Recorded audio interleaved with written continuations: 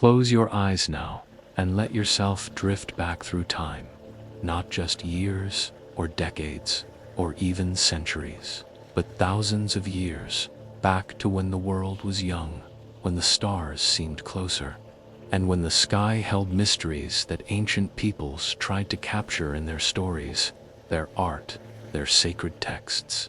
Tonight, we journey together through the mists of time to explore the ancient myths and legends that speak of visitors from the sky, not as modern UFO encounters, but as something woven into the very fabric of human culture. Stories passed down through generations, tales that made our ancestors look up at the night sky with wonder, with reverence, with the sense that we have never been alone. Let your breathing slow now, deep and easy, in and out, as we begin our journey in the land of ancient India, where the Vedas, those sacred texts, thousands of years old, speak of incredible flying machines called Vimanas, vessels of the gods, chariots of the sky, crafts that moved through the air with grace and power that seemed beyond human understanding. Picture the Ganges River, flowing wide and sacred through the heart of India. The year is impossible to determine. Perhaps 2000 BCE, perhaps earlier. The sun is setting, painting the sky in shades of saffron and gold. Temple bells ring in the distance. The scent of incense and jasmine fills the warm air, and in the gathering dusk, the holy men, the rishis, gather to recite the ancient verses. Their voices rise and fall in rhythmic chants that have been passed down through countless generations. And among these verses, woven into the sacred poetry, are descriptions of Vimanas, flying palaces, celestial vehicles, machines that could traverse the sky with the ease of thought. The Ramayana, one of India's great epics, describes the Pushpaka Vimana in remarkable detail. It was said to be large enough to contain whole cities. It could fly anywhere its pilot wished, moving through the sky faster than wind, silent as a cloud. It glowed with an inner light, like a piece of the sun brought down to earth. Let that image settle in your mind. A craft so large it could hold multitudes, moving through the ancient skies of India, not with engines as we know them, not with propellers or jets, but with some technology, some understanding of the natural world that has been lost to time. The text describes how this Vimana appeared like a bright cloud in the sky, how it could become invisible when needed, how it moved at the speed of thought, responding to the will of its pilot. These weren't just fantasy. These were detailed descriptions, passed down with care, preserved in sacred texts that were meant to contain truth. Another text, the Vaimanika Shastra, goes even further. It describes different types of Vimanas. Some moved through the air, others could travel underwater. Still others could move through both air and water with equal ease. The text speaks of 32 secrets of the Vimana operation, techniques for making the craft invisible, methods for listening to conversations in other aircraft, ways to make the craft grow larger or smaller. Imagine now, lying by the Ganges, looking up at the darkening sky, and seeing one of these Vimanas pass overhead, not with fear, but with reverence, because these were the vehicles of the gods, of Rama and Ravana, of Indra and the celestial beings who moved between heaven and earth. The ancient texts describe aerial battles fought in these Vimanas. The Mahabharata, another great Indian epic, speaks of weapons fired from these sky chariots, blazing missiles that could destroy entire armies, descriptions that sound remarkably like modern weaponry, yet written thousands of years before such things should have been conceivable. One passage describes a weapon called Brahmastra, released from a Vimana. It is said the weapon created a column of smoke and fire, bright as 10,000 suns. The blast that devastated the earth. Those caught directly in it were reduced to ash. Those farther away lost their hair and nails. The very food became poisoned. Scholars debate these descriptions. Some see them as pure mythology. Others wonder if they might contain memories of real events, real technology, real visitors who came from the sky and who were remembered in the only way ancient peoples could, as gods, as celestial beings, as something beyond ordinary human experience. Let yourself relax deeper now. Your body is heavy, sinking into comfort. Your breath is slow and steady, and in your mind's eye, you see the ancient sky of India, stars beginning to emerge, the last light of day fading, and moving through that sky, gliding silently. A Vimana, golden, radiant, beautiful beyond description. The texts describe the materials used to build these craft. Metals with names we no longer recognize. Alloys created through processes we cannot replicate. One metal is described as light as wood, but stronger than iron. Another could withstand incredible heat. Another could not be pierced by any weapon.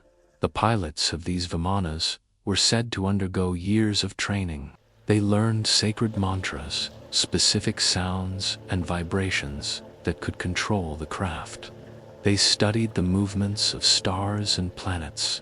They understood energies and forces that modern science is only beginning to rediscover. In the ancient city of Mohenjo-daro, in what is now Pakistan, archaeologists have found something curious. The ruins show evidence of intense heat, stones fused together, skeletons scattered in the streets, as if the people were struck down suddenly by some catastrophic event. Some researchers wonder if this might be evidence of ancient warfare, perhaps involving these legendary Vimanas and their terrible weapons. But tonight, we focus not on war, but on wonder, on the peaceful aspect of these ancient flying machines. The texts speak of Vimanas used for travel, for exploration, for carrying the gods between their celestial palaces and the earth below. Picture a Vimana designed for peaceful purposes. It is shaped like a lotus flower, that sacred symbol of purity and enlightenment. Its surface is polished to mirror brightness, reflecting the sun by day and the moon by night. Inside, it is appointed with silks and cushions. Gardens grow in suspended containers. Fountains play with water that seems to flow upward as easily as down. The gods would use these Vimanas to visit Earth, to walk among humans, to teach and guide and inspire. And when their time was done, they would board their sky chariots and rise, slowly at first, then faster, until they were just points of light against the infinite blue, indistinguishable from stars.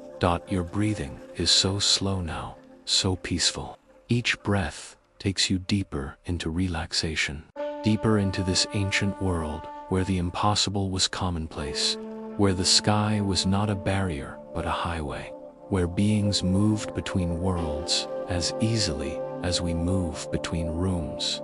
The Vedic texts speak of different realms, different levels of existence. Earth was just one. Above it were the celestial realms, where the gods dwelled, and the Vimanas were the vehicles that connected these worlds.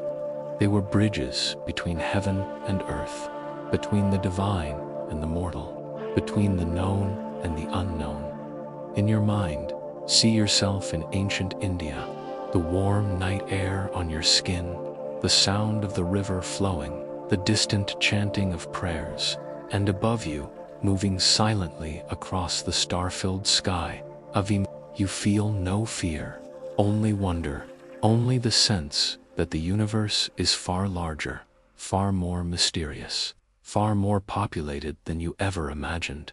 The craft moves slowly overhead. You can see its underside now. Geometric patterns that seem to shift and change. Lights that pulse with colors you have no names for. And for a moment, just a moment, you sense that those aboard the craft are aware of you, that they see you lying there beneath the stars, that they acknowledge you with something like benevolence, like a blessing given from the sky, and then it is gone, moving off toward the horizon, toward the mountains where the Himalayas rise like the throne of the world, and you are left with wonder, with peace, with the memory of something profound. Let that peace deepen now. Let it spread through your entire body, from the top of your head to the tips of your toes. You are completely relaxed, completely at ease, held gently by the earth beneath you, watched over by the stars above, part of an ancient story that has been unfolding for thousands of years. The Vimanas of ancient India, were they real? Were they actual craft, built with forgotten technology? Or were they metaphors, spiritual vehicles, symbols of enlightenment and transcendence? Perhaps it doesn't matter, because the wonder they inspire is real. The questions they raise are real. The sense they give us that we are part of something larger, something mysterious, something magnificent, that is absolutely real. Sleep is coming now. You can feel it at the edges of your consciousness, like a gentle tide, rising slowly, ready to carry you away into dreams. Dreams of ancient skies, of flying temples, of gods who moved between worlds, of a time when the boundaries between heaven and earth were thin, and crossing them was as natural as breathing. The Ganges flows, the stars shine, the ancient texts whisper their secrets, and you drift, peaceful and protected, into the soft darkness of sleep, carrying with you the image of a Vimana, golden and bright, moving silently through the eternal sky of ancient India. Breathe deeply now as we continue our journey through the skies of ancient India, where the legends of Vimanas grow richer, more detailed, more intriguing with every text we explore. The Vaimanika Shastra, though controversial in terms of its age and authenticity, provides fascinating technical descriptions. It speaks of mercury vortex engines, of methods for extracting energy from the air itself, of navigation systems that used the positions of stars and the magnetic fields of the earth. Picture the workshops where these Vimanas might have been built. Not crude forges, but sophisticated laboratories. Priests who were also engineers. Holy men who understood not just spiritual matters, but material sciences. They worked with crystals that could store and amplify energy, with metals that responded to sound vibrations, with geometries that created anti-gravitational effects. One description speaks of a Shakti, an energy source, placed at the heart of the Vimana. This power source would spin, creating a field that could lift the entire craft. The faster it spun, the stronger the field. The pilot could control the speed of rotation through mantras, through specific sound frequencies that resonated with the crystalline structure of the Shakti. Let yourself imagine witnessing the construction of such a craft. You stand in a great hangar carved into the side of a mountain. The walls are covered with diagrams and calculations written in Sanskrit. Holy men in saffron robes move about with purpose. Some chant continuously, their voices creating harmonic resonances that make the very air shimmer. In the center of the space, the Vimana takes shape. Its frame is not welded, but grown, using techniques that encourage metals to bond at the molecular level. The whole is layered with different materials, each serving a purpose. The outer layer reflects light, making the craft difficult to see. The middle layer absorbs impacts. The inner layer regulates temperature and filters air. The craft being built is not a weapon of war, but a vessel of exploration.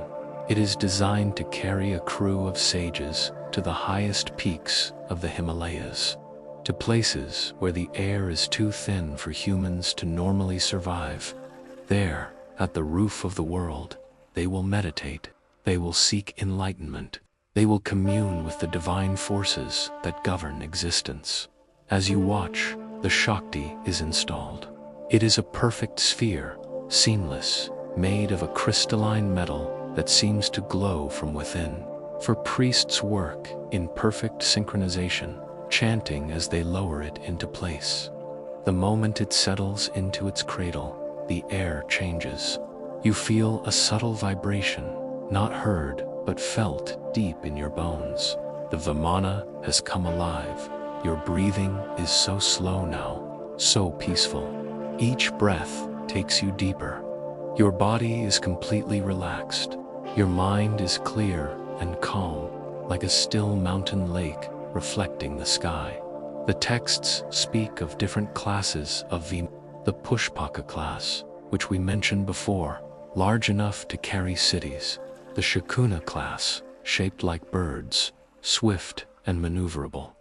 The Sundara class, beautiful beyond description, used by the gods for pleasure journeys through the cosmos. There were also Vimanas that could travel to other worlds, not just other places on Earth, but other planets, other realms of existence. The texts speak of journeys to the moon, to the sun, to distant stars.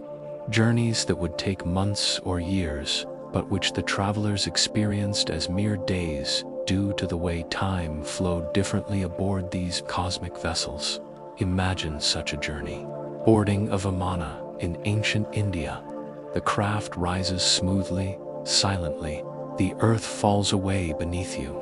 You pass through clouds. The sky darkens from blue to indigo to the black of space. Stars surround you, no longer twinkling but steady and bright. And ahead, your destination, a celestial realm spoken of in whispers, where the gods themselves dwell. But perhaps these journeys were not physical. Perhaps the Vimanas were technologies of consciousness, vehicles that didn't carry the body but liberated the spirit. The detailed technical descriptions might have been metaphors for spiritual practices. The Mercury vortex engine might have represented the spinning of chakras, energy centers within the human body. The anti-gravity effect might have described the liberation of consciousness from material limitations. In yoga and meditation traditions, there are techniques called siddhi, supernatural powers that advanced practitioners can develop. One of these is called lagima, the ability to become weightless, to levitate, to fly. Another is called prapti, the ability to travel anywhere instantly. Perhaps the Vimanas were external representations of these internal capabilities. Let that ambiguity be comforting. The boundary between the physical and the spiritual, between the technological and the mystical, is thinner than we usually imagine. The ancient Indians understood this. They didn't separate science from spirituality. The same texts that describe Vimanas also describe meditation techniques. The same holy men who performed rituals also understood astronomy and mathematics. You are drifting now, floating like a Vimana through layers of consciousness. The boundary between waking and sleeping blurs. You are aware but not alert, present but not attached, moving through an inner space as vast as the outer cosmos. The sun sets over ancient India. The sky turns from gold to purple to the deep blue of twilight. One by one, stars appear, and among them, if you watch carefully, you might see lights that move.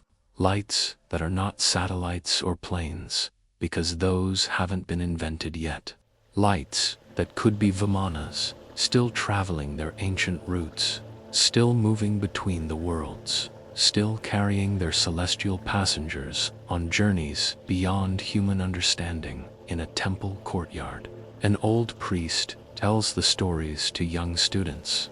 He speaks of Rama and his flying palace, of the battles fought in the sky, of the weapons that could devastate armies. But he also speaks of the peaceful uses, of Vimanas that brought rain to drought-stricken lands, of sky chariots that carried medicine to places ravaged by plague, of celestial vehicles that appeared to those in need, offering rescue, offering hope. The students listen with wide eyes. Are these stories true? Did these things really happen? The old priest smiles. Truth, he says, is not always about what physically occurred. Truth is about what these stories teach us. They teach us to look up, to wonder, to understand that we are part of something vast and mysterious, to know that the universe is full of possibilities we cannot yet comprehend. And with that wisdom, we prepare to leave India. But the Vimanas will stay with us. Their image, their mystery, their promise that the sky is not a ceiling, but an open door. That flight is not just physical, but spiritual, that we are not bound to earth unless we choose to be. Your body is so heavy now, so relaxed, sinking deeper into comfort. Your breathing is automatic, effortless, and your mind is clear, open, ready to journey onward, to leave the sacred rivers of India and travel across the ocean, across time, to another ancient land where the sky held similar mysteries. We drift westward now, across the Arabian Sea, across Africa, across the Atlantic. We move through time as well as space, forward several centuries to the jungles of Central America, to the land of the Maya, where pyramids rise from the rainforest like artificial mountains, and where the people looked to the sky with knowledge and reverence that still astonishes us today. Let go. The journey continues, but you are safe. You are held. You are moving through these ancient stories like a dreamer, moving through dreams, effortless, peaceful, protected. The stars wheel overhead, the earth turns, and we drift onward toward the next chapter of our journey through ancient myths of visitors from the sky. The rainforest breathes around you, deep, humid, alive with sound. The calls of howler monkeys echo through the canopy. Macaws flash brilliant colors between the trees. The air is thick, heavy with moisture and the scent of growing things. And rising from the jungle floor, emerging from the green chaos like something from another world, stand the pyramids of the Maya. Let yourself be here now, in the Yucatan Peninsula, perhaps around 600 CE, during the height of Mayan civilization. The sun is setting, and the jungle is transforming from the bright chaos of day to the mysterious depths of night. The pyramid of Kukulkan rises before you, its steep steps climbing toward the sky, toward the realm where the gods dwell. The Maya were masters of astronomy.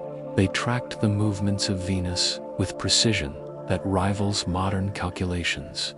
They understood the cycles of the sun and moon. They could predict eclipses centuries in advance, and they believed, with absolute certainty, that the gods came from the sky, that divine beings descended from the stars to teach humanity, to guide civilization, to ensure the world continued in its proper cosmic order. Breathe slowly, deeply. Let the humid air fill your lungs. Let the sounds of the jungle fade to a gentle background hum. You are here, at the foot of the pyramid, as the priests prepare for the evening ceremony. They wear elaborate headdresses adorned with quetzal feathers, jade, and gold. Their faces are painted with sacred symbols. They move with practiced precision. Every gesture, part of a ritual performed countless times before.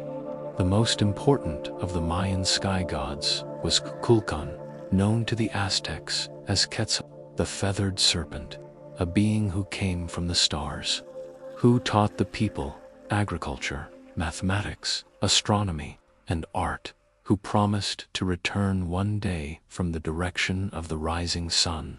The descriptions of Kukulkan are intriguing. He is said to have arrived in a vessel that gleamed like the sun, that moved without oars or sails, that could fly through the air as easily as a bird. He descended from this craft dressed in robes that shimmered with an otherworldly light. His skin was pale, his eyes strange. He spoke with authority and kindness, and the people recognized him immediately as divine. Picture this arrival: the jungle village going about its daily work, farmers tending their maize, women grinding corn, children playing near the sanat, the sacred well, and then a sound, not loud, but penetrating, a hum that makes the air vibrate. People look up. In the sky, descending slowly, is something that should not exist. It is round, or perhaps cylindrical, like a great tube of polished metal. It gleams in the sunlight, almost too bright to look at directly. It moves steadily downward, completely silent, except for that subtle hum, that vibration that you feel more than hear. The people do not run, they stand transfixed, because somehow they know this is not a threat. This is something profound, something they have been waiting for, even if they didn't know they were waiting. The craft settles to the ground with impossible gentleness. For a moment, nothing happens. Then, a section of the seamless hull simply opens. Not a door swinging on hinges, but the metal itself flowing aside like liquid, creating an opening. And from that opening, he emerges, Kukulkan, the feathered serpent, the god from the stars. Let yourself relax deeper. Your body is so heavy, so comfortable.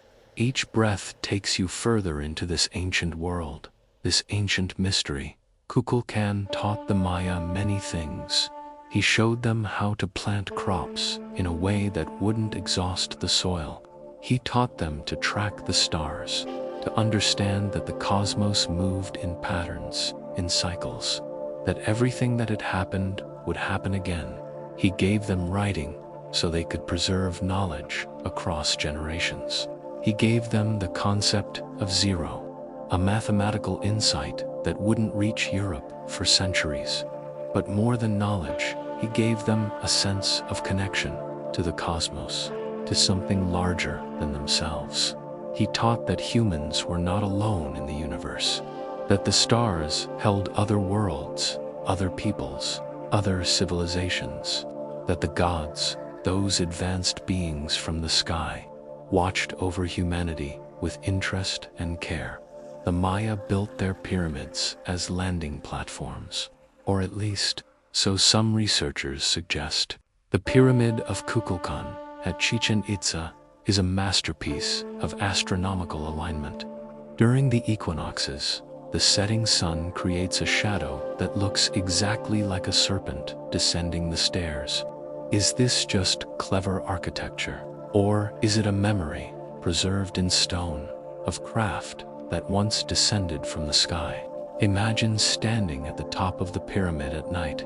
The jungle stretches in every direction, a dark ocean broken by the pale stone of other temples. The sky is overwhelmingly clear, unpolluted by artificial light. The Milky Way is a river of stars flowing overhead. You can see thousands, millions of stars, and you understand why the Maya were so certain that they were not alone. The universe is too vast, too full, to be empty of intelligence. The priests taught that there were 13 levels of heaven above and 9 levels of underworld below. Earth was the middle realm, the place where different forces met and mingled, and the gods, the sky beings, could travel between these levels. They had the knowledge, the technology, the spiritual advancement to move between worlds as easily as the Maya moved between villages. In Mayan art and sculpture, there are curious images, beings that don't look quite human, heads that are elongated, eyes that are too large, bodies encased in what looks like technological equipment.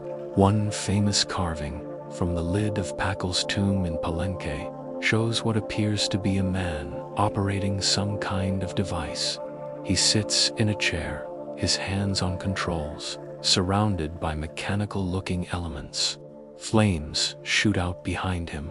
Archaeologists say it's a symbolic representation of Pakal descending into the underworld, using the world tree as his vehicle.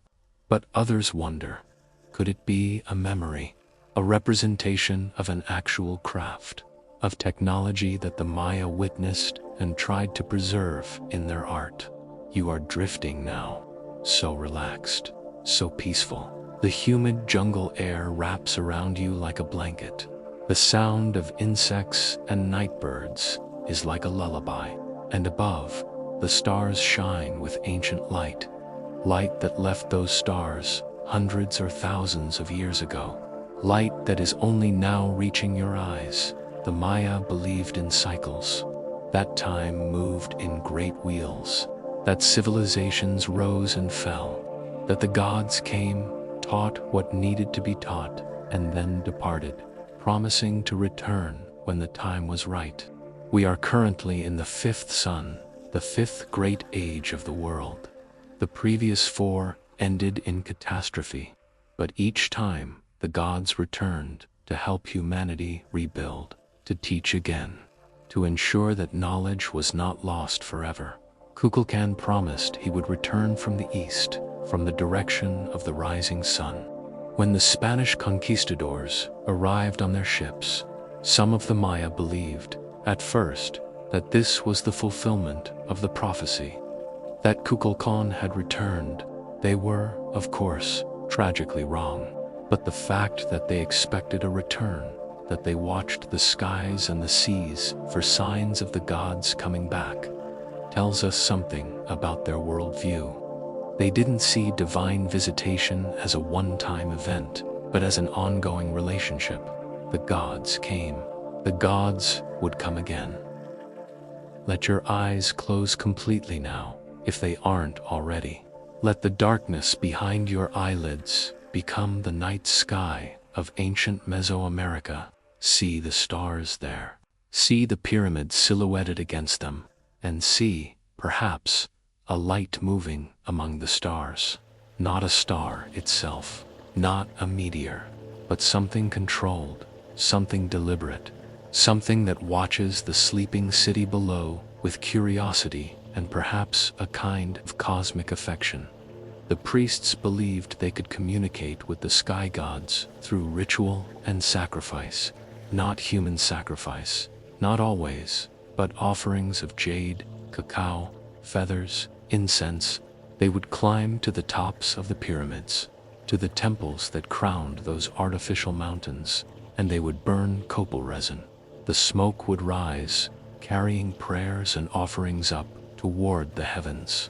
And sometimes, if the ritual was performed correctly, if the cosmic cycles aligned properly, the gods would respond. What form did that response take? Did lights appear in the sky? Did craft descend?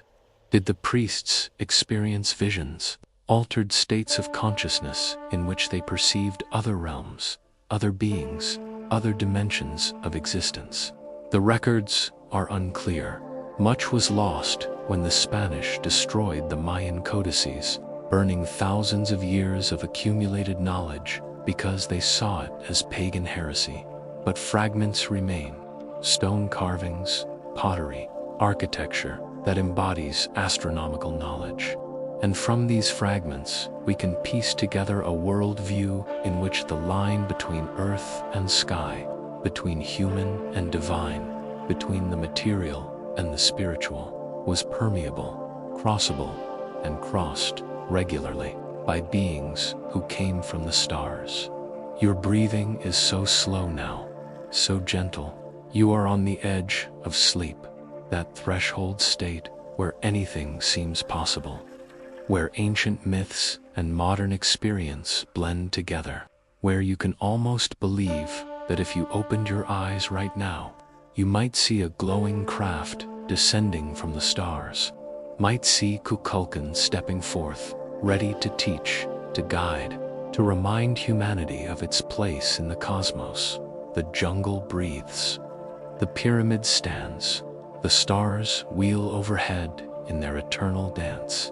And you rest, held by the earth, watched by the sky, part of a story that has been unfolding since the beginning of human consciousness. A story about looking up, about wondering, about knowing deep in our bones that we are not alone, that visitors have come, that they will come again, that the universe is far stranger and more populated and more magnificent than our everyday lives allow us to remember. Sleep now. The Mayan night enfolds you, warm, dark, safe. The gods watch from their celestial realms.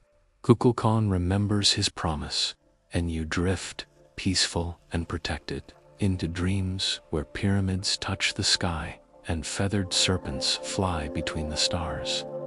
Deep in the Mayan temples, in rooms lit only by torches, the priests studied the sky with an intensity that bordered on obsession. But it wasn't obsession, it was necessity. They believed the movements of celestial bodies directly affected life on Earth. The gods communicated through the stars, through planets, through the sun and moon. To understand the cosmos was to understand the will of the divine. Let yourself sink even deeper now. Your body is completely relaxed, every muscle loose, every tension released. You are floating through time, through space, through the accumulated wisdom of the ancient Maya. Venus was particularly important. The Maya tracked its movements with extraordinary precision. They knew that Venus takes 584 days to complete its cycle through the sky, appearing as both morning star and evening star. They created tables predicting its position hundreds of years in advance. And they associated Venus with Kukulkan, with the feathered serpent god, believing that he traveled along Venus's path, that the planet was somehow connected to his comings and goings. Why Venus? Why such focus on this one planet? Some researchers suggest it's because Venus, at certain times, appears extraordinarily bright, brighter than any star, bright enough to cast shadows, bright enough to be seen even in daylight if you know where to look. A light in the sky that moves according to its own rules, appearing and disappearing, changing its position in ways that could seem intentional, could seem like a signal. The Maya built observatories. The Caracol at Chichen Itza is a circular building with narrow windows aligned to track specific astronomical events, the rising and setting of Venus at its extreme positions, the passage of certain stars, the solstices and equinoxes. These weren't idle observations. This was sacred knowledge, information that allowed the priests to maintain the calendar, to know when to plant and harvest, to understand the will of the gods. Imagine being a priest, astronomer in ancient Chechen Itza. You climb the stairs of the Caracol in the pre-dawn darkness. The stone is cool under your bare feet. You enter the observation chamber at the top. Through the precisely aligned windows, you watch and wait. And then, right on schedule, exactly as the ancient texts predicted, Venus appears, the morning star, bright and unwavering. And in that moment, you feel connected to something eternal, to cycles that will continue long after you're gone, to knowledge that spans generations. The Mayan creation myth, the Popol Vuh, speaks of the hero twins who descended into Xibalba, the underworld, to defeat the lords of death. But before they could do this, they consulted with the sky gods. They received gifts from above, a blowgun and darts, but not ordinary weapons. These were tools that allowed them to transcend normal human limitations. With them, the twins could fly, could transform, could move between different realms of existence. Are these just symbolic stories, or do they contain encoded memories of actual technology? of gifts given by advanced beings. Throughout mythology, we see this pattern: gods descending from the sky, giving humans tools and knowledge, then departing, leaving humanity to develop on its own, but with the seed of something greater planted in there. Consciousness. Your breath is so slow, it's almost imperceptible, in and out, barely there. You are drifting through layers of meaning, layers of time. The stories wash over you like gentle waves, not demanding analysis or belief, just existing, just offering their mystery. The Maya also spoke of flying shields. In some texts and carvings, warriors are depicted holding round objects that glow. Some researchers interpret these as shields that could deflect arrows and spears, but others wonder if they might represent something more: personal flying devices, shields that could lift their bearers into the air, technology given by the sky gods to their chosen champions. In one carving, a figure floats in the air, arms and legs spread, surrounded by glyphs that speak of traveling through the sky. Below him, people look up in wonder. Is this a depiction of a god, or a human using technology to achieve flight? The line between the two, in Mayan thought, was never very clear. Humans could become godlike through knowledge and spiritual advancement. Gods could take human form and walk among the people. This fluidity, this permeability between categories, is something we've lost in our modern scientific worldview. We separate the physical from the spiritual, the possible from the impossible, the real from the mythological.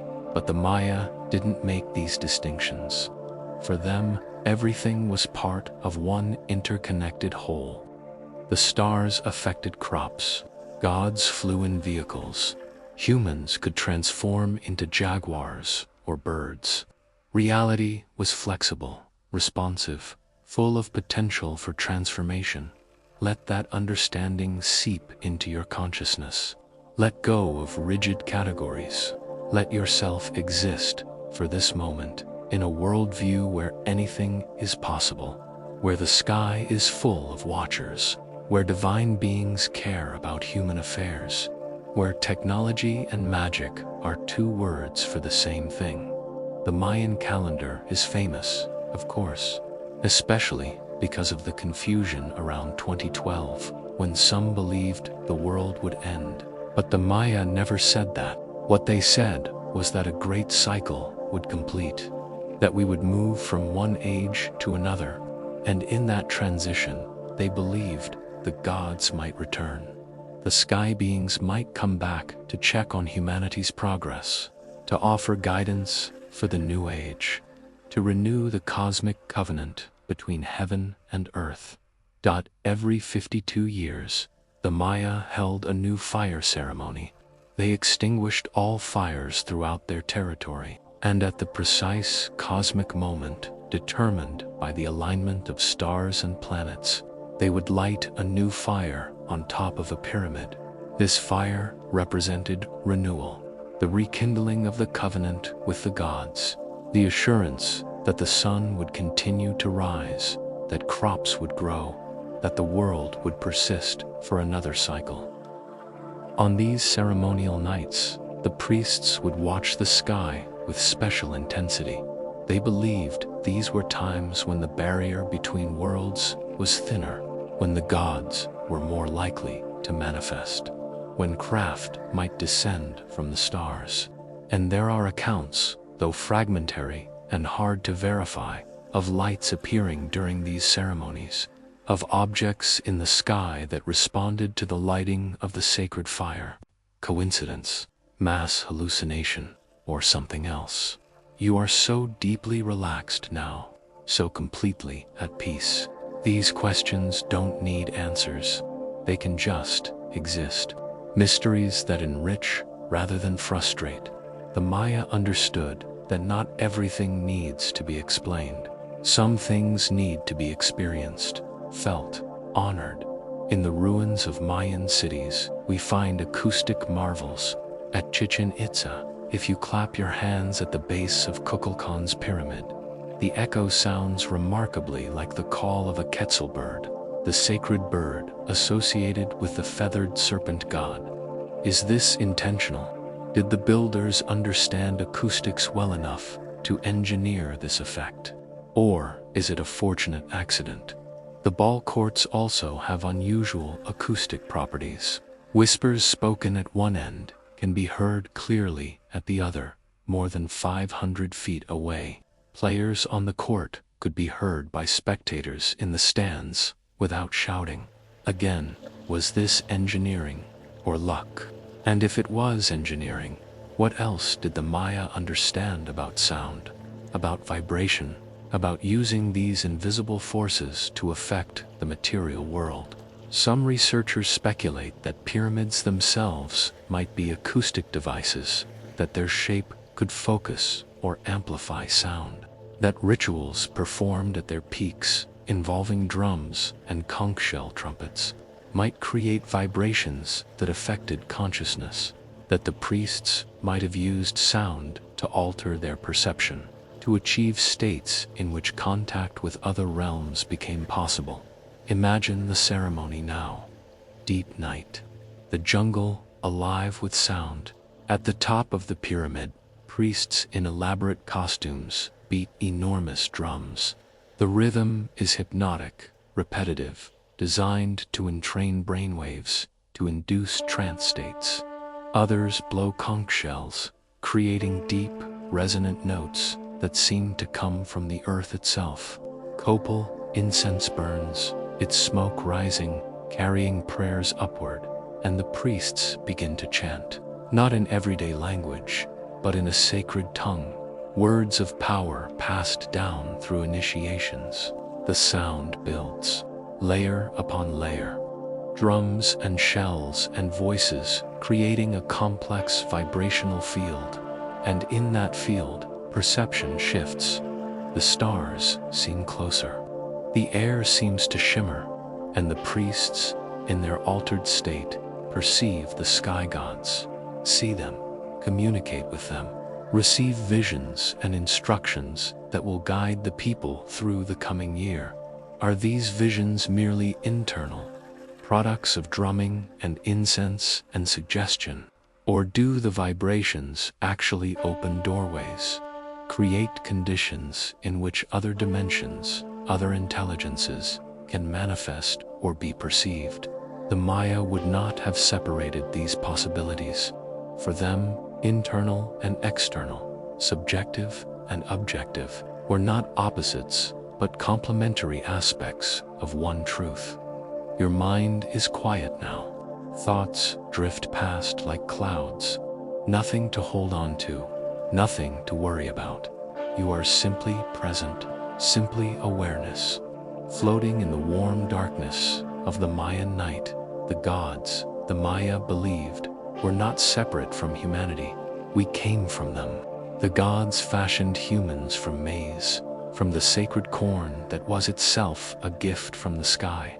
We are literally made of divine substance, and therefore, we carry within us the potential to reach back toward the heavens, to remember our origins, to make contact once again with those who shaped us. This is why the priests studied so intensely, why they climbed pyramids, why they tracked stars with such precision.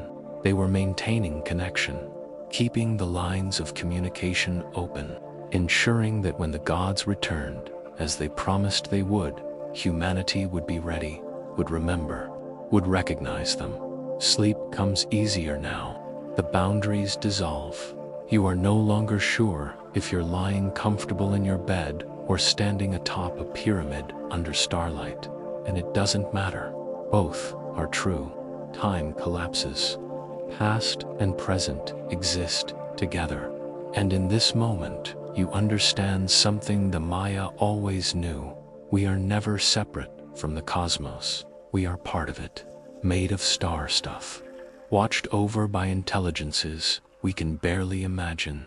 Loved by gods who travel between worlds, the feathered serpent coils around the pyramid, the stars wheel overhead, and you rest, peaceful and protected, knowing that the sky holds wonders, and that those wonders, in some sense, have always been watching over humanity, guiding us gently toward whatever comes next.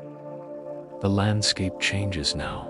Let yourself drift across the Pacific Ocean, across vast stretches of blue water, until you reach the ancient continent of Australia, the oldest continuous culture on Earth, the Aboriginal peoples, who have lived in harmony with this land for more than 65,000 years. 65,000 years. Let that sink in. When the Aboriginal story began, no pyramids existed, no written language, just oral tradition, rock art, and ceremonial practices passed down through more generations than we can easily comprehend. Breathe in the air of the Australian outback. It's different here, dry, clear, the scent of eucalyptus and red earth. The sun has set, and the temperature, scorching during the day, is dropping rapidly. The land is flat and seems to stretch forever. And above, oh above, the sky is magnificent. The Southern Cross hangs bright and clear. The Milky Way is so dense with stars, it looks like a river of light flowing across the darkness. You are sitting with elders around a small fire. The flames flicker, creating dancing shadows. The elders speak in quiet voices, telling the stories that have been told for countless generations, stories of the Dreamtime, of the ancestral beings who shaped the land, who created the animals and plants and people, who gave laws and ceremonies, and who came from the sky. Let yourself relax completely. Feel the warmth of the fire on your face. Feel the cool night air on your back. Listen to the voices, rhythmic and soothing, telling stories older than any civilization we know. Aboriginal Australians have always been extraordinary astronomers. They didn't build observatories like the Maya, but they embedded astronomical knowledge into their songs, their stories, their ceremonial practices. They named not just stars, but the dark spaces between stars, seeing patterns we miss. They tracked the seasons by the positions of specific stars. They navigated across hundreds of miles of featureless desert, using the sky as their map. And they spoke of the sky, not as empty space, but as full of life, of beings, of travelers who moved between the stars and Earth. The Wandjina, painted on rock walls throughout the Kimberley region, are particularly striking. These figures have large, round heads, huge eyes, no mouths. They are always shown with a halo or aura around their heads. An Aboriginal tradition says they came from the sky in the Dreamtime, bringing law and knowledge. Picture these images. You've traveled to the Kimberley, to a rock shelter where Wandjina have been painted and repainted for thousands of years. The paintings are huge, some over 20 feet tall. The figures stare down at you with those enormous eyes. Their faces are stark, simple, powerful, and there's something about them that doesn't feel entirely human. The traditional custodians of these paintings say that Wandjina were sky beings who arrived before humans.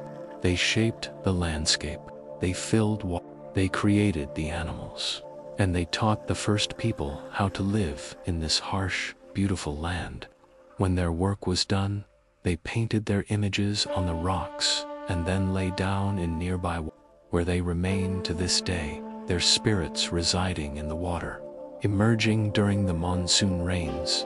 But other stories say the Wandjina returned to the sky, that they went back to their home among the stars, and that they continue to watch over the Aboriginal peoples, ensuring the laws are kept, the ceremonies performed, the balance maintained. Your eyes are so heavy now. The fire crackles softly. The stars seem to pulse gently. the elder's voice continues, weaving stories that blur the line between myth and history, between spiritual truth and physical event. Another group of beings in Aboriginal lore are the Quinkans, also spelled Quinkans, found in Cape York Peninsula. These are tall, thin figures with elongated heads and limbs. Rock art shows them interacting with humans, sometimes helpfully, sometimes as tricksters. Some stories say they live in the rocks, in cracks and crevices, but other stories say they come from the sky, descending on beams of light, taking people up for a time and then returning them, sometimes with new knowledge, sometimes with strange marks on their bodies. Does this sound familiar? These stories were recorded by anthropologists in the early 20th century, long before the modern UFO phenomenon began, long before the idea of alien abduction became part of popular culture. Yet here are Indigenous Australians describing experiences remarkably similar to what would later be called close encounters of the fourth kind. Let yourself drift deeper. These parallels are interesting, but don't dwell on them. Just let them wash over you. The fire is warm. The night is peaceful. The stars are so bright they seem close enough to touch. The Seven Sisters is one of the most widespread Aboriginal stories, found in various forms across the continent. It speaks of 7 women who were pursued by a lustful man or spirit. To escape him, they climbed into the sky and became the Pleiades star cluster. The pursuer became various stars depending on the regional version, often Orion, and every night the chase continues across the sky. But some versions of the story add details that are curious. The sisters didn't just climb to the sky. They used a method to get there. In some tellings, they ascended on a beam of light. In others, they used a special tree that grew to the heavens. In still others, they called down a sky canoe, a vessel that descended and carried them up, and the story doesn't end with them becoming stars. Some versions say the sisters occasionally return, that they come back to Earth on specific nights for specific ceremonies, that they maintain contact with humanity, checking on us, guiding us, ensuring we remember the proper ways. Imagine witnessing such a return. You're at a ceremony ground, cleared of vegetation, smooth red earth under a billion stars. The women have been dancing, singing songs about the 7 sisters, songs so old no one remembers when they were first sung. The rhythm builds, the singing intensifies, and then, in the northeastern sky, where the Pleiades cluster shines, a light appears, brighter than the stars, moving, descending. The singers don't stop. They don't run. This is what they've been calling for. The light grows closer. You can see now that it's not a single light, but several, arranged in a pattern.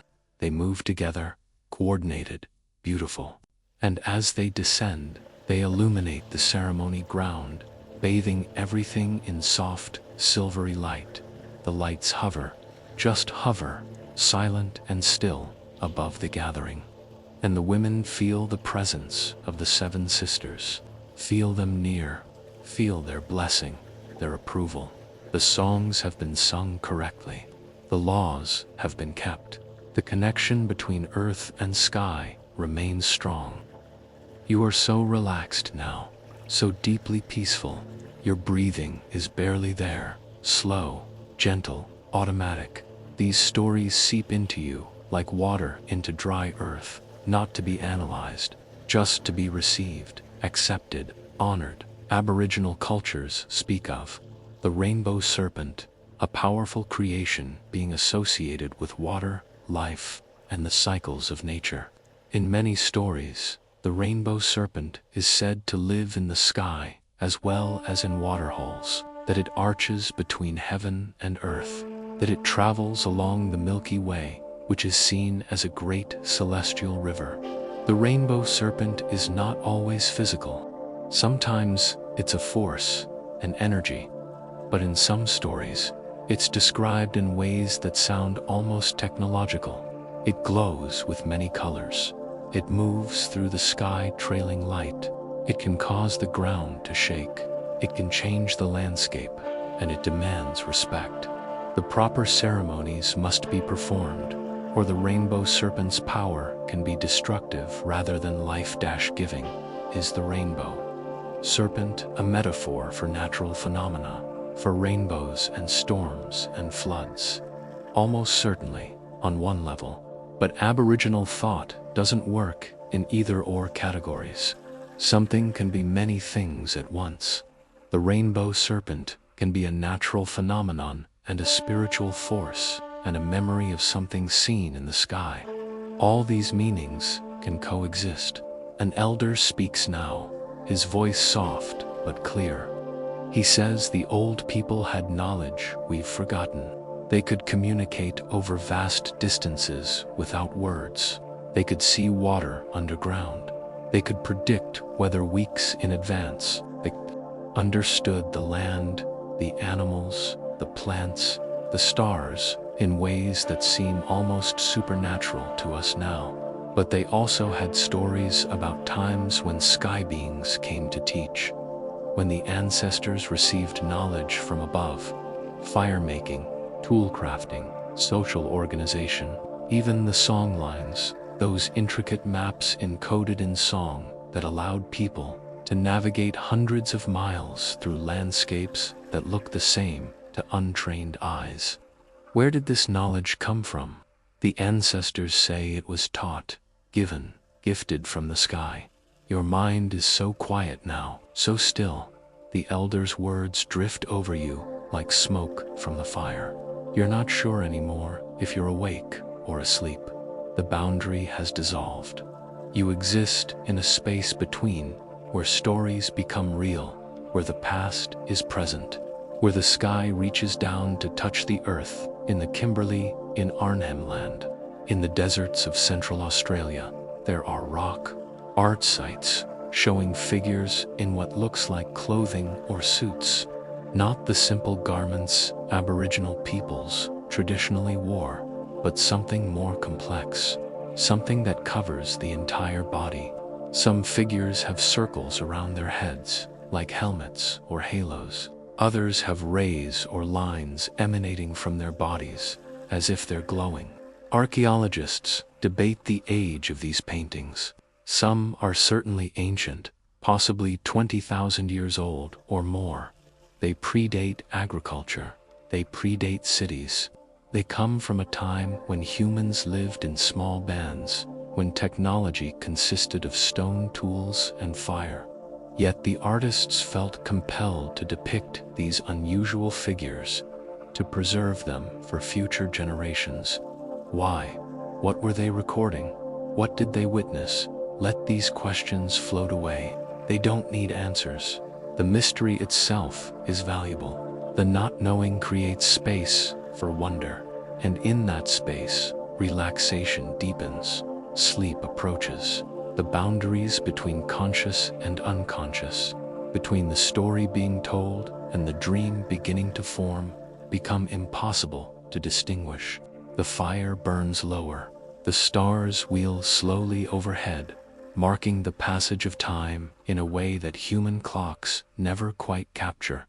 The elder finishes one story and begins another, but you're not really listening to words anymore.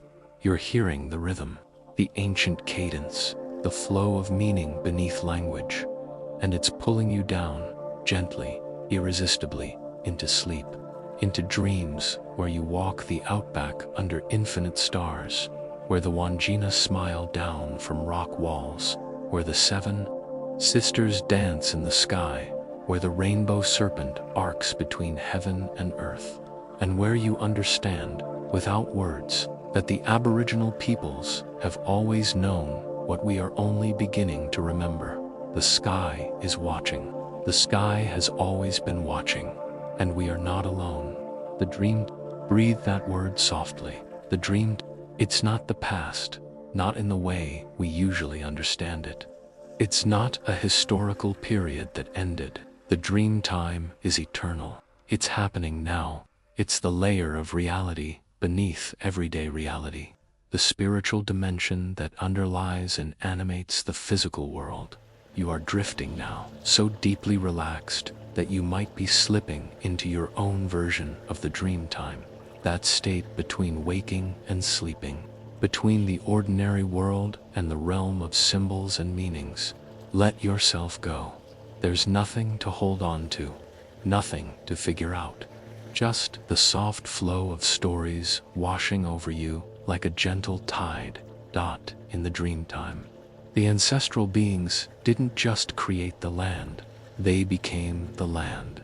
After shaping the mountains and rivers, after teaching the people, after ensuring that life could flourish in this often harsh environment, they lay down. They entered into the earth, into the rocks, into the waterholes, and there they remain, accessible through ceremony, through song, through the proper rituals performed at the proper places. But some of them returned to the sky. The sky, in Aboriginal cosmology, is another kind of earth, another place where beings live, and there are pathways between. The Milky Way is one such path. Shooting stars are another. The aurora australis, when it appears, is seen as a manifestation of sky spirits, dancing, communicating, blessing the people below. An elder woman speaks now. Her voice is weathered but strong. She tells of her grandmother, who witnessed something when she was a young girl. It was during ceremony time. The women were out, away from the main camp, performing women's business. The singing had been going for hours. The rhythm had created that state of heightened awareness, where the boundary between this world and the spirit world thins. And then they saw lights, multiple lights moving across the sky. Not stars, not satellites, because this was long before satellites. Lights that moved in formation, that seemed aware, intentional. The women weren't frightened. They knew what they were seeing. The ancestors, the sky beings, coming to witness the ceremony, to ensure it was being done properly, to give their blessing. The lights descended lower, close enough that the women could see. They weren't single points, but had structure, shape. They hovered for a time that might have been minutes or might have been hours, time being strange during ceremony. And then they rose again, ascending smoothly until they were lost among the stars. The women didn't speak of it much afterward. It wasn't something to shout about. It was sacred, private, a moment of contact between worlds. They sang the appropriate songs afterward, songs of gratitude, of acknowledgement, and they continued with their lives, knowing they had been seen, known, approved. Your breathing is so slow now. Each breath takes longer than the last. In and out, time stretching. The distinction between seconds and minutes and hours becoming meaningless.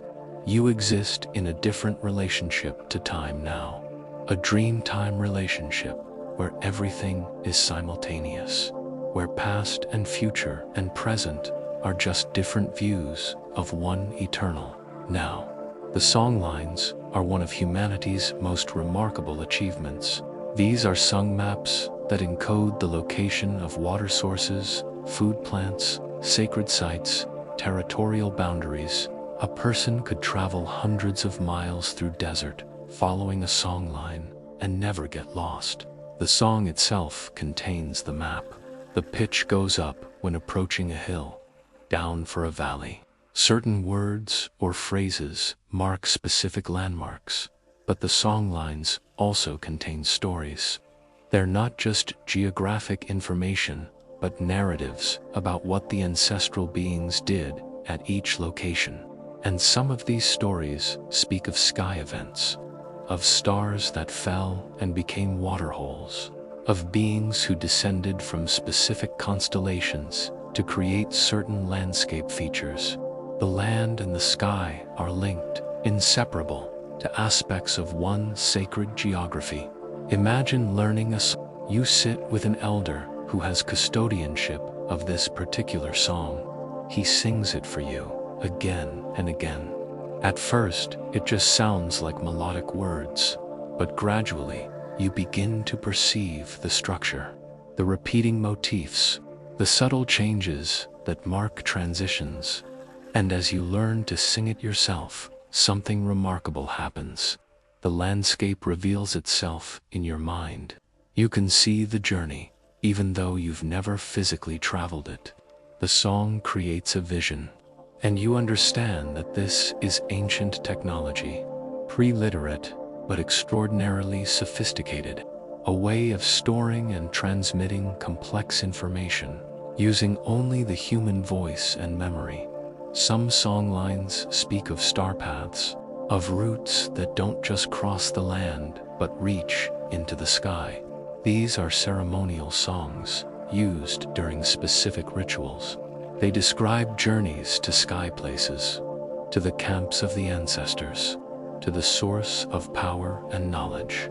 Are these purely spiritual journeys, or do they contain encoded memories of something more? Of times when travel between earth and sky was more than metaphor. The Aboriginal peoples speak of the sky heroes. Different groups have different names for them, but the concept is widespread. These were beings, sometimes humanoid, sometimes not, who came from above. They were more powerful than ordinary humans, but not quite gods.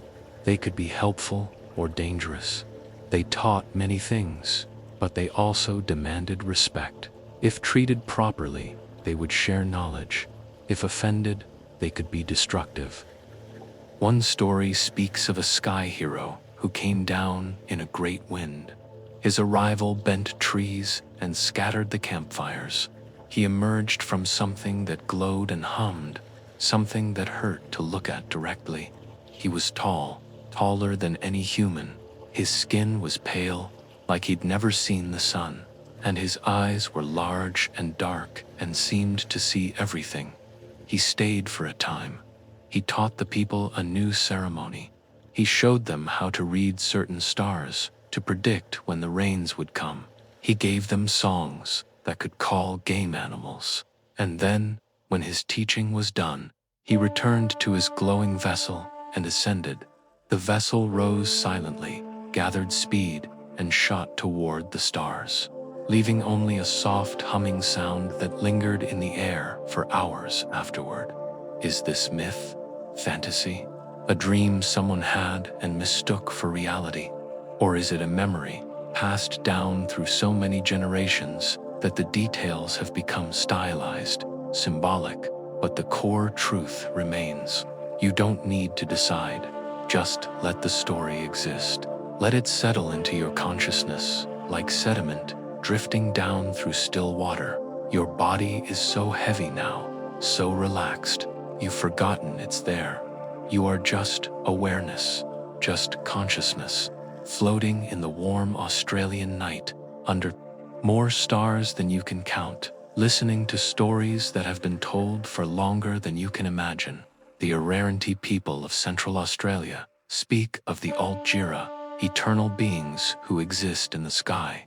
They are distant, not very involved in daily human affairs, but they are always there, watching, remembering, and occasionally, very occasionally, they send messengers, signs, reminders that the laws must be kept, that the ceremonies must continue, that the connection between earth and sky must be maintained.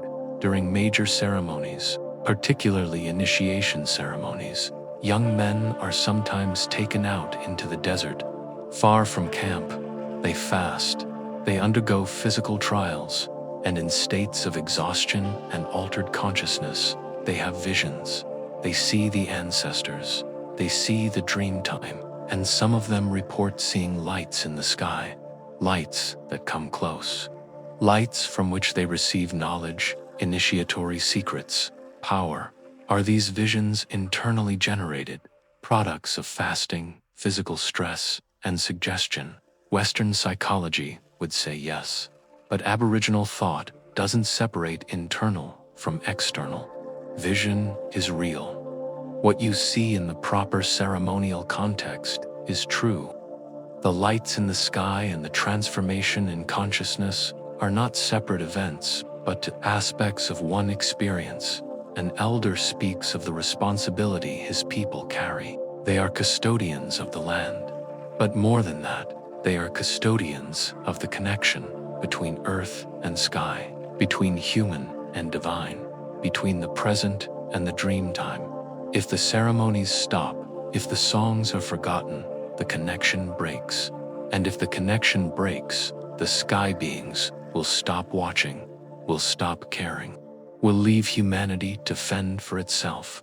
This is why the songs must be sung, why the stories must be told, not as superstition, but as maintenance, as communication, as the human side of a cosmic relationship that has existed for as long as people have looked up at the stars and wondered. You are almost asleep now, almost completely gone. The voice of the elder blends with the crackling of the fire, with the distant call of a night bird, with the whisper of wind across the desert. You are held by the earth, watched by the sky, part of a story that stretches back through 65,000 years of human presence in Australia, and forward into an unknowable future. The stars wheel overhead, the constellations of the southern hemisphere, different from the northern sky, the Southern Cross, the False Cross, the Magellanic Clouds, each one with Aboriginal names, Aboriginal stories, Aboriginal meanings that predate Greek mythology by tens of thousands of years. And somewhere among those stars, perhaps, are the places the ancestors came from, the sky camps, the homes of the Wangina, the Altjira, the sky heroes. Are they planets, other dimensions, or are they simply the dream time made visible, the spiritual realm manifesting as points of light in the physical sky? It doesn't matter. What matters is the sense of connection, of continuity, of belonging to something vast and ancient and ongoing. The Aboriginal peoples have maintained this sense through challenges that would have destroyed lesser cultures, colonization, genocide, forced assimilation, and still the stories survive. The ceremonies continue, the songs are sung, the connection holds, and as you drift into sleep, you carry that connection with you.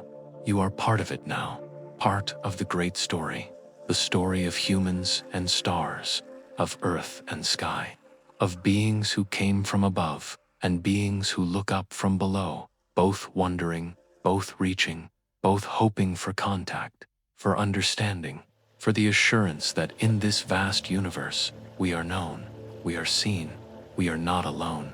Sleep now, deep and peaceful sleep.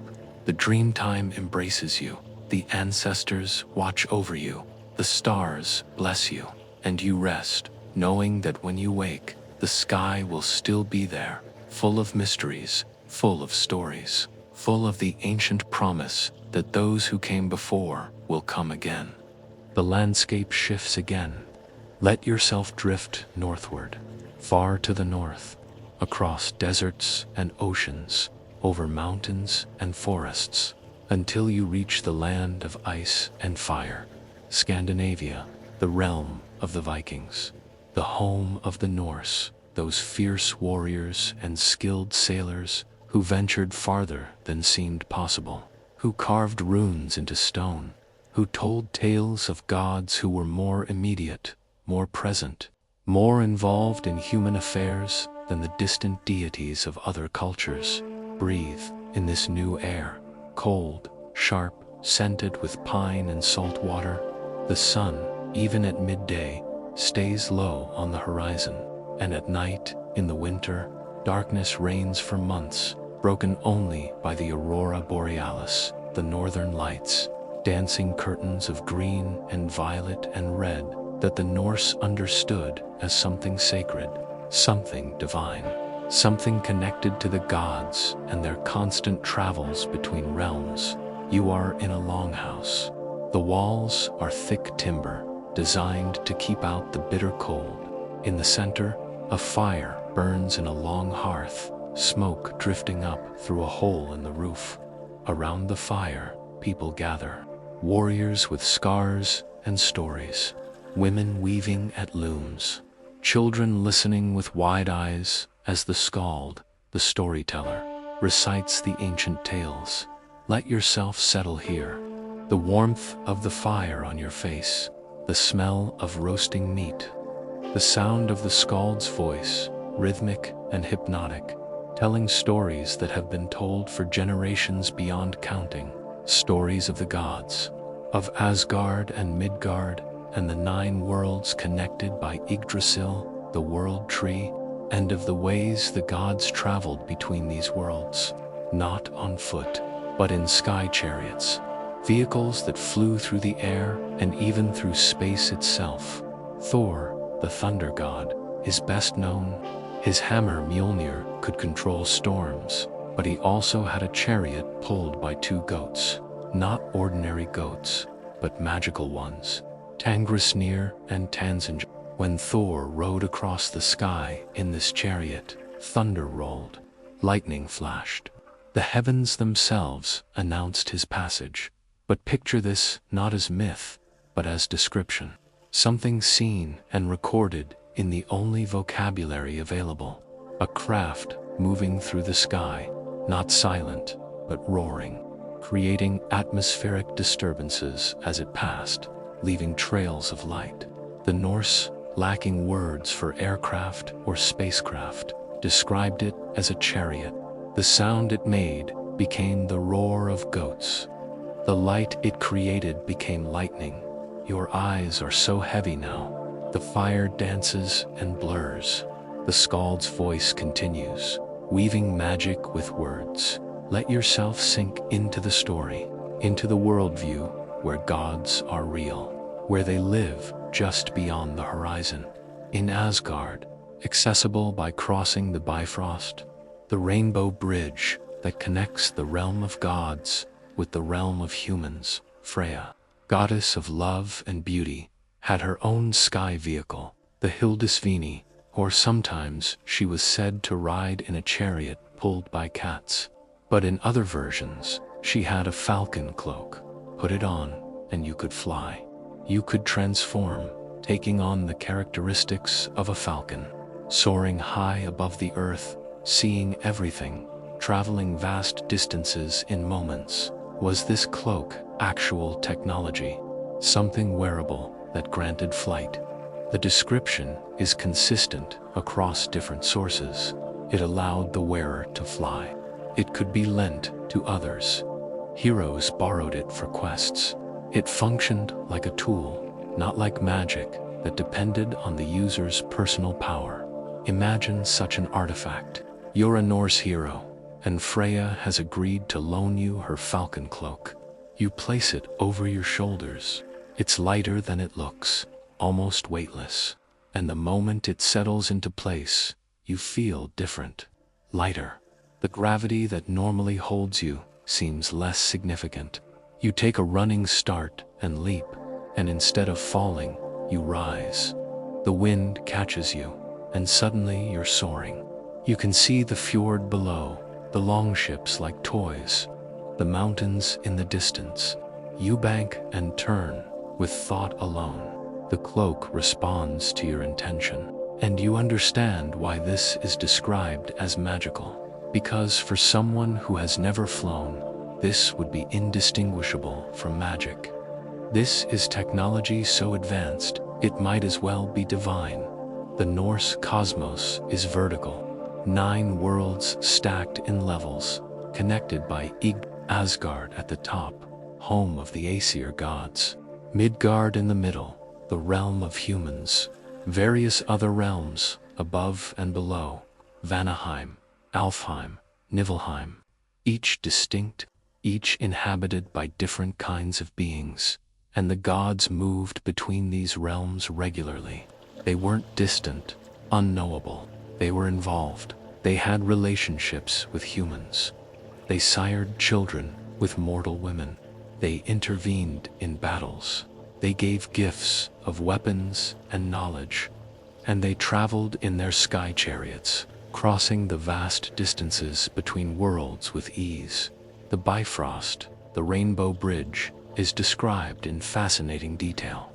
It's a trembling road. It glimmers with all colors. It connects earth to sky, and it's said that only gods and those they permit can travel it. Mere mortals who try to cross will be burned. The bridge is guarded by Heimdall, who watches constantly, who can see for 100 miles by day or night, who can hear grass growing on the earth and wool growing on sheep. Is the Bifrost a physical structure or something else? The description of shimmering multiple colors suggests the aurora borealis. But the aurora doesn't stay in one place. It moves, it dances. So perhaps the Bifrost is not a permanent bridge, but a pathway, one that opens and closes, one that requires knowledge to navigate. And perhaps the gods' sky chariots were the vehicles that could safely traverse this pathway, while ordinary humans would indeed perish in the attempt. Your breathing is so slow now, so gentle. The warmth of the longhouse wraps around you. The voices of the people blur into a comforting hum. You are safe here, held by community, protected by thick walls and warm fire. And outside, the Norse night continues. Stars wheel overhead, the aurora dances, and perhaps, in their sky chariots, the gods make their rounds, checking on their people, blessing them, preparing for the great battles that are always coming. Odin, the Allfather, had the most remarkable sky vehicle, Sleipnir, described as a horse, but not a normal horse. It had 8 legs. It could travel across land, sea, and air with equal ease. It could journey to the underworld, to Hell's realm, and return. It was faster than any mortal horse. It could leap great distances. And Odin rode it on his constant quests for knowledge, for wisdom, for the secrets that would help him and the other gods survive Ragnarok, the prophesied end of the world, an 8-legged horse. Does that make sense as an actual animal? Or is it a description of something else? Something with multiple protrusions or extensions, landing legs, perhaps, that folded when not in use. The Norse had no framework for describing advanced technology. They used the language of their experience. Horses were the fastest mode of transport they knew, so a vehicle that moved even faster, that could go places horses couldn't, became a magical horse. One with 8 legs to represent its superior capability. Odin's quests took him to places beyond the normal world. He hung on Yggdrasil for 9 days and nights, sacrificing himself to gain the knowledge of runes. He traded an eye for a drink from Mimir's well, gaining cosmic wisdom. He traveled to the realm of giants, risking his life for the mead of poetry. These journeys required more than ordinary travel. They required crossing boundaries between worlds, between states of being, and Sleipnir was the vehicle that made such crossings possible. Let yourself drift deeper, deeper into relaxation, deeper into the Norse worldview, a world where gods are warriors, where fate is unavoidable, but facing it with courage matters, where the boundaries between different realms are real, and where the sky is not empty, but full of travelers. The Valkyries, Odin's choosers of the slain, also flew. They rode horses through the sky, descending to battlefields to select which warriors would die and which would survive. Those chosen for death would be carried to Valhalla, Odin's hall in Asgard, where they would feast and fight until Ragnarok came. But the descriptions of Valkyries are intriguing. They wore armor that gleamed. they radiated light. When they appeared, the aurora borealis often appeared as well, as if their presence caused the sky itself to glow. They moved swiftly, appearing and disappearing. And while they're described as beautiful women, they're also described as terrible, awe-inspiring, not quite human. Warriors would sometimes report seeing them before battles, lights in the sky, moving in formation, figures that seemed to hover above the field, observing, and these sightings were taken as omens. If you saw the Valkyries, a great battle was coming. Many would die, and you might be among them. This wasn't a cause for fear though. For the Norse, dying in battle was the best possible death. It meant you'd been chosen, honored. You would ride with the Valkyries to Asgard and join the Einherjar, the heroic dead, who would fight alongside the gods at Ragnarok. Imagine seeing them. You're a warrior, standing in shield wall formation, awaiting the enemy's charge. The sky darkens, and then, above the battlefield, lights appear. Moving lights, too coordinated to be stars or meteors. They form patterns. They hover.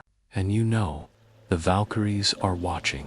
The outcome of this battle matters to the gods themselves. Whatever happens, it's part of a larger story, a cosmic story. Your death, if it comes, will not be meaningless.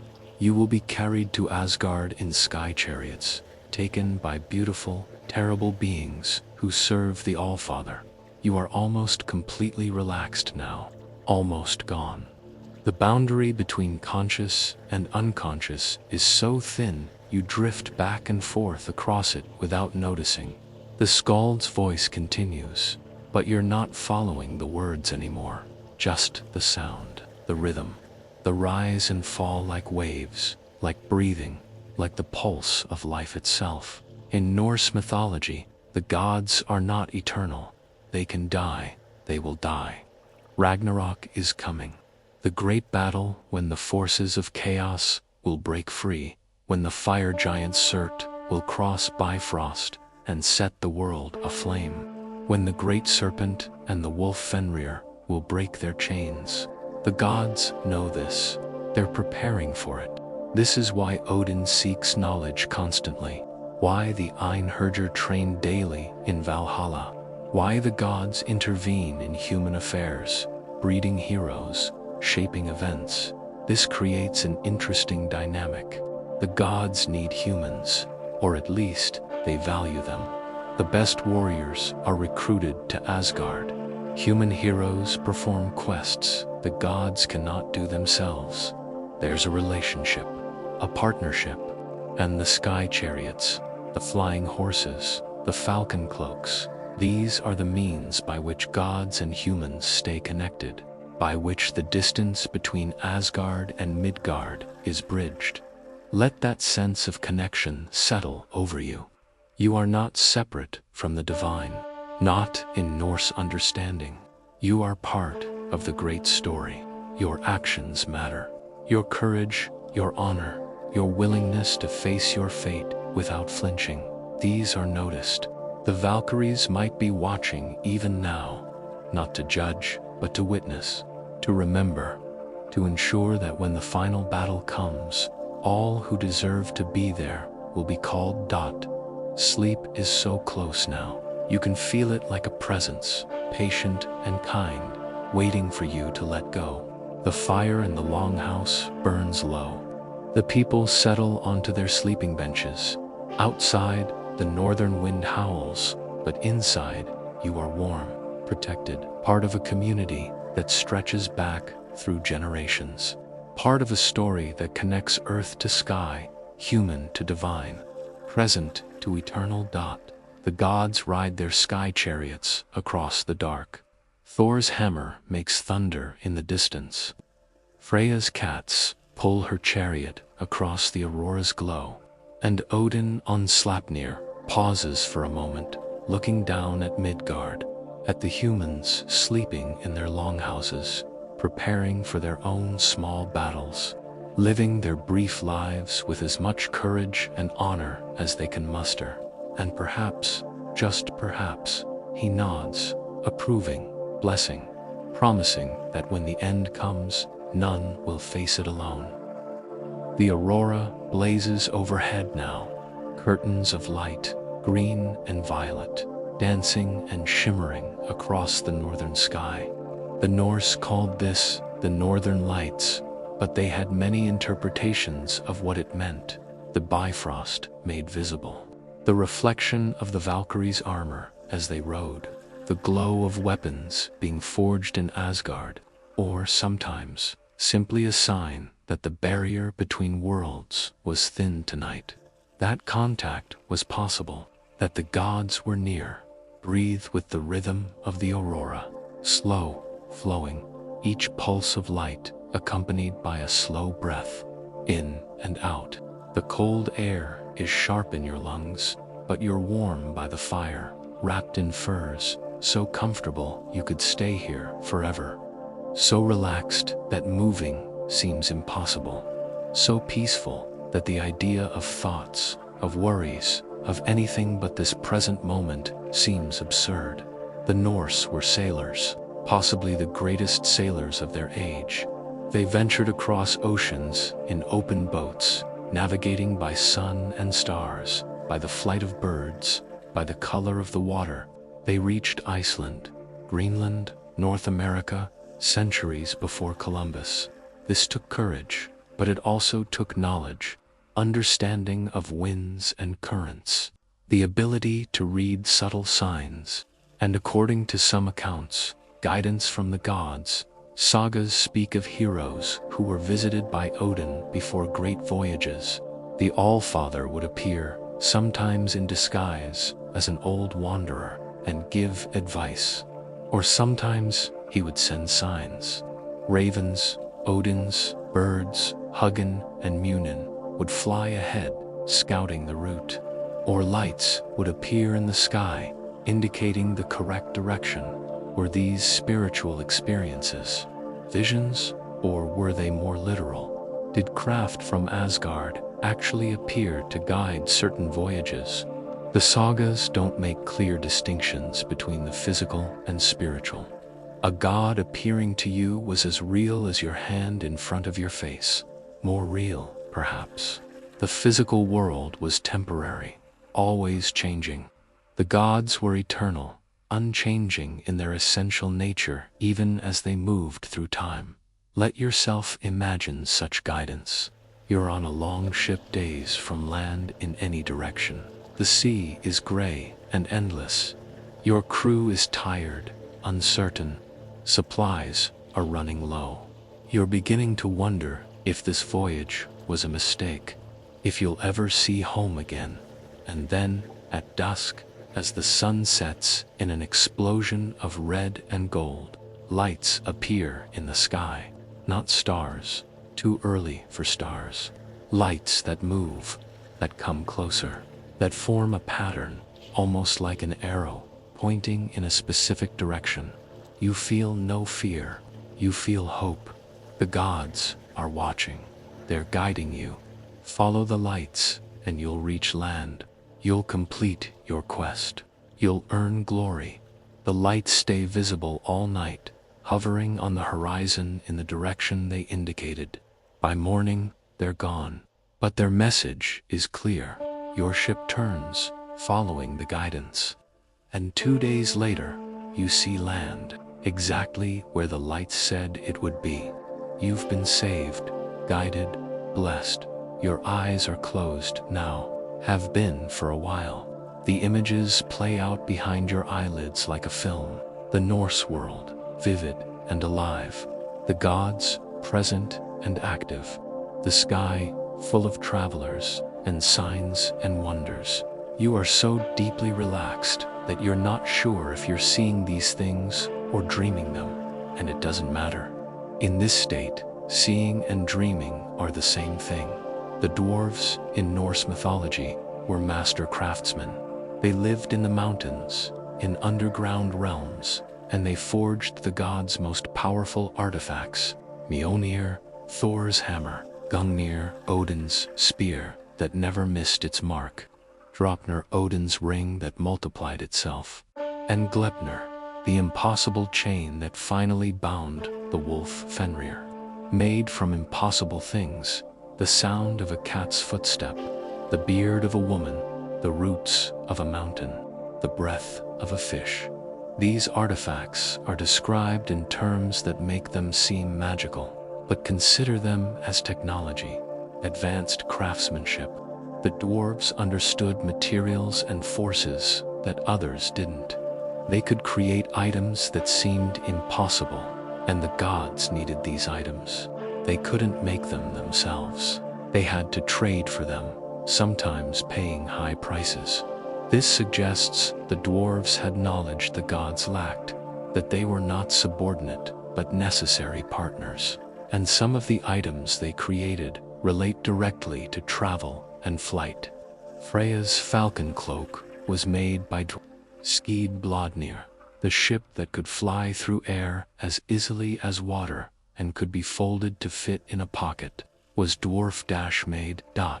Imagine the dwarf forges, deep underground, but not dark, illuminated by the glow of molten metal and crystalline formations that emit light.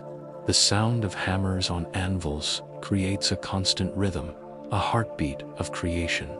The dwarves work with metals we no longer recognize, alloys that shouldn't be possible, techniques that look like magic but are actually supreme understanding of material properties. They create a cloak, but it's not fabric, it's something else, a mesh of metallic fibers interwoven with crystalline threads. It's so light, it floats on air, and when activated, when the wearer focuses their intention properly, it creates a field, an anti-gravitational effect. Suddenly, the wearer weighs nothing. They can leap and not fall. They can soar. They can cross vast distances without effort. The dwarves present this to Freya. She pays them in gold, in favors, in secrets, and from that day forward, she can fly. She can travel between the worlds. She can go places the other gods cannot reach. And sometimes, when the need is great, she loans the cloak to heroes, to humans who must complete impossible tasks, who must travel to unreachable places, who are part of the gods' great plan for the coming Ragnarok. You are floating now, weightless. The furs beneath you might as well not be there. You are suspended in a state beyond normal consciousness, not quite asleep, but far from awake, hovering in the space between, and in that space, the Norse myths come alive. They're not stories, they're realities. Other dimensions existing parallel to ours, and the gods, the dwarves, the Valkyries, they're all real, just elsewhere, just in realms we can't normally perceive. But in this state, the barrier's thin. You can almost see through. The Volva, the Norse Cirrus, could also travel between worlds, not physically, but in vision. She would go into trance, often through the use of cider, a form of magic involving chanting and drumsticks and group energy, and in trance, her spirit would fly. She could see distant places, future events, the realms of the dead, and when she returned, she would speak prophecy, tell what she had seen, warn of dangers, or promise victories. Was this purely internal, a psychological state, or was something more happening? In Norse understanding, the distinction doesn't exist. If the Volva sees Odin in her vision, she has seen Odin. If she travels to Asgard in spirit, she has been to Asgard. The experience is real, regardless of whether her body moved, but sometimes the Volva would speak of being carried, of feeling herself lifted by forces she couldn't name, of flying through darkness and arriving at places of light, of seeing crafts that moved through the air, between the worlds, carrying souls or gods or knowledge. and she would return from these trances with information she couldn't have known. Details about distant events, messages from the gods, warnings about the future that would later prove accurate. The line between vision and visitation is thin in Norse tradition. When the gods appear in dreams, are those just dreams? Or are they actual visits, with the dream state being the medium that makes the visit possible? When lights appear in the sky, are they atmospheric phenomena, or are they Asgardian craft? Both. Neither. The Norse wouldn't have separated these possibilities. Reality was layered. What you saw depended on your level of perception, but all of it was real. Let yourself exist in that layered reality, the longhouse around you, but also Asgard above, the fire warming you, but also the cosmic fire that will one day consume all things, the present moment, but also the eternal story in which all moments are contained. You are here. You are everywhere. You are now. You are always. The boundaries dissolve in this deep relaxation, and it's peaceful, so peaceful. No need to understand, no need to define or categorize. Just the experience, just the being. Yggdrasil, the world tree, stands at the center of everything. Its roots reach into the three wells. Ord's well, where the Norns tend the tree and shape fate. Mimir's well, source of wisdom. And Hvergelmir, source of all rivers. Its trunk connects the 9 worlds. Its branches reach into the heavens, touching stars, possibly touching other realities we can't name.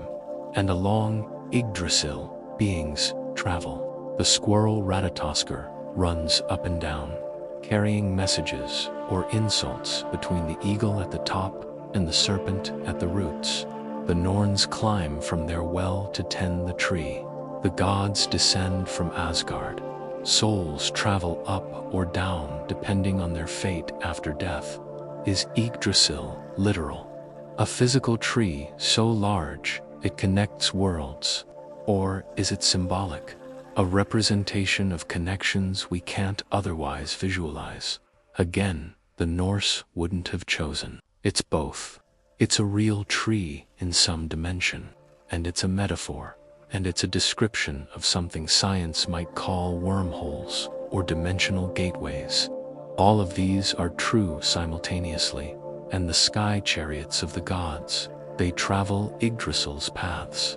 They move along branches that exist in normal space, but also beyond it. They can go from Asgard to Midgard in moments because they're not traveling through normal space. They're using pathways, the same pathways the squirrel uses, the same pathways the Norns use, the same pathways that, with proper knowledge, humans might use, not with their bodies perhaps, but with their consciousness, with their spirits, in trance, in dream, in the moment of death.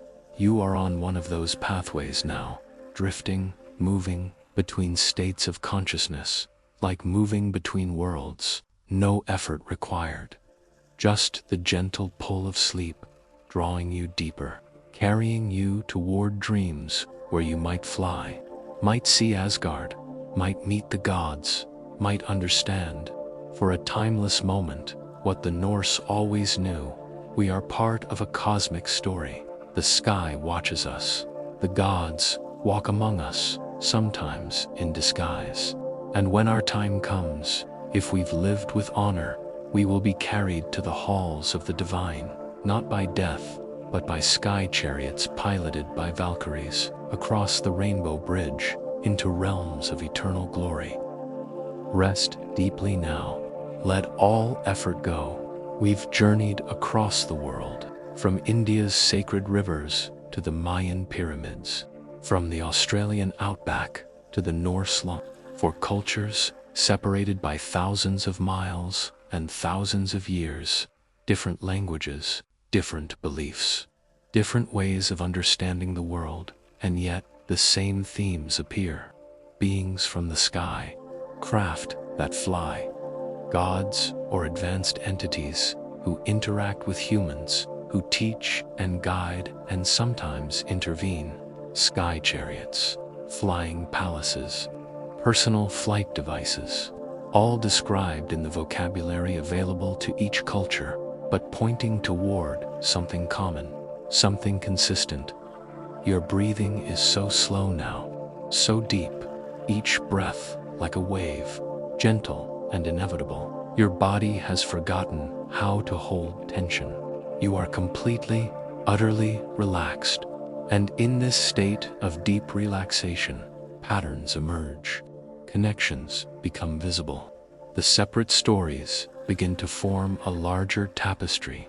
In India, the Vimanas, complex craft with multiple capabilities, used by gods but also, in some stories, by advanced humans who had achieved spiritual and technical mastery, described in remarkable detail with instructions for construction and operation. In Central America, Kukulkan arriving in a craft that gleamed like the sun, teaching the Maya astronomy and agriculture, promising to return from the east. His pyramid designed, perhaps, as a landing platform, the whole civilization oriented toward the sky, toward tracking celestial movements, toward maintaining connection with the gods above. In Australia, the Wandjina, descending from the sky before humans arrived, painting their images on rocks, and then laying down in waterholes, their spirits becoming part of the land, but their origin remaining celestial. The seven sisters traveling on beams of light, the rainbow serpent moving along the Milky Way, sky and earth forever connected, with humans as the intermediaries, maintaining the relationship through ceremony and song. In Scandinavia, the gods living in Asgard, traveling to Midgard in sky chariots pulled by magical animals, the Bifrost connecting worlds, the Valkyries descending to battlefields in craft that made the aurora glow, the emphasis on verticality, on the connection between upper and lower realms, with humans in the middle, important enough that gods bred with them, recruited them, needed them, for cultures. One theme, visitors from the sky, and always, always, they come to teach, to guide, to connect. There are stories of conflict, yes, sky battles in the Mahabharata, the destructive weapons of the gods, but more often, the encounters are peaceful, beneficial.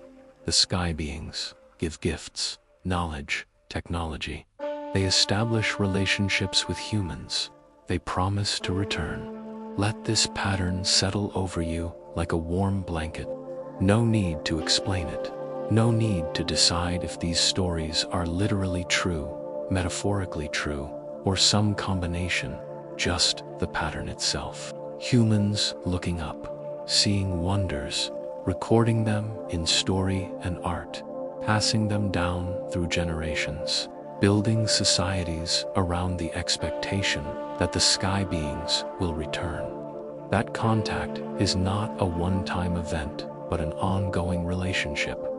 Perhaps these stories are exactly what they claim to be, records of actual visits by advanced beings, described in the only vocabulary available. The Vimanas were spacecraft. Kukulkan was an extraterrestrial or interdimensional teacher. The Wandjina were aliens. The Norse gods were an advanced civilization from elsewhere. This is possible. Nothing in these stories is scientifically impossible, just technologically advanced.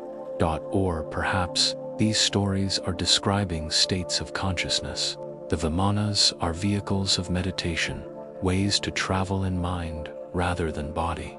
Kukulkan is an archetype, a symbol of enlightenment descending into form. The dream time is a real dimension, accessible through proper practice. The Norse worlds are psychological states, and the sky chariots are methods for moving between them. This is also possible. Human consciousness is vast.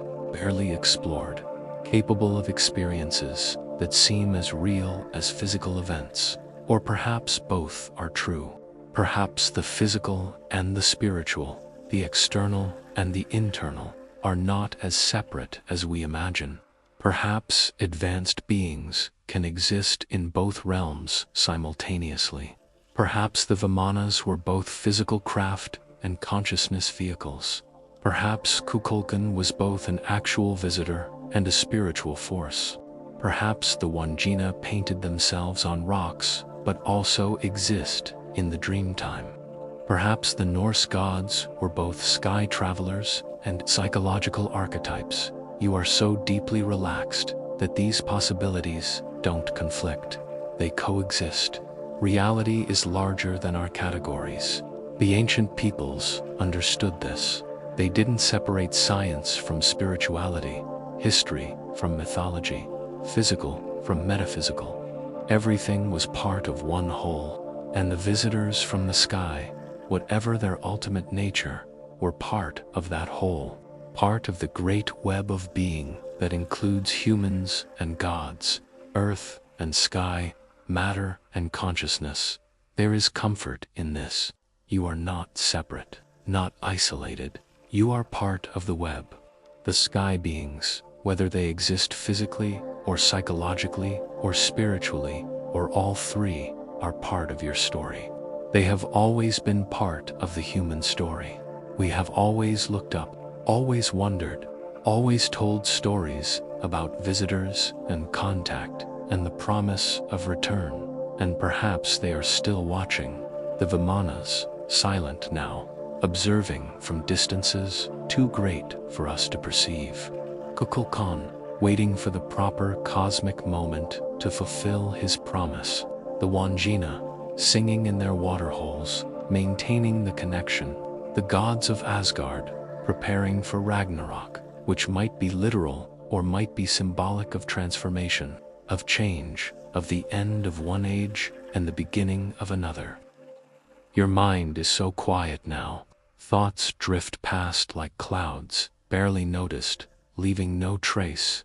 You are simply present, simply aware, floating in the space between waking and sleep, where ancient stories and modern experience blend together, where past and future collapse into an eternal now, where the sky presses close and the earth holds you gently.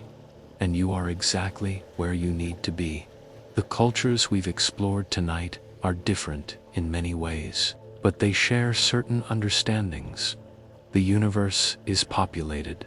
Consciousness exists in many forms. The barrier between dimensions or realms is permeable. Contact has happened. Contact will happen again. And humans have a role to play. We are not passive observers, but active participants. Our ceremonies, our songs, our awareness, these matter. They maintain the connection.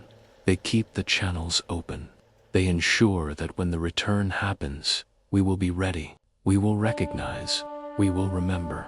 Sleep is here now, all around you, patient and kind, waiting for you to surrender completely.